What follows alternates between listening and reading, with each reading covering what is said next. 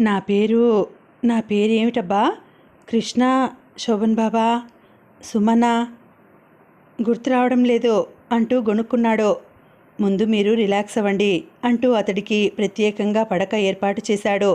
అటక మీద ఉన్న టేబుల్ ఫ్యాన్స్ కిందికి దించి ఓ స్టూలు మీద పెట్టి స్విచ్ ఆన్ చేశాడు. అతను బుద్ధిగా కళ్ళు మూసుకున్నాడు. భార్గవకు నిద్ర రావడం లేదు. అతని మనసు నిండా ఆలోచనలే. ఏం చేయాలి? రేపొద్దున్నే పేపర్లో ఉన్న అడ్రస్కు వెళ్ళాలా? బ్యాంకుకు సెలవు పెట్టాలా? రకరకాల ఆలోచనలతో నిండిపోయింది అతని మస్తిష్కం. పేపర్ చదవడం వల్ల ఉపయోగం ఉండదని తనిన్నాళ్ళు అనుకున్నందుకు తనని తానే తిట్టుకున్నాడు. ఎంత మంచి అవకాశం!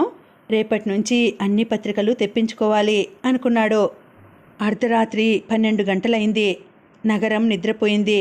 ఎక్కడో కుక్కల ఏడుపు సన్నగా వినిపిస్తోంది. దెయ్యాలను చూసి కుక్కలు ఏడుస్తాయని ఎక్కడో చదివాడు.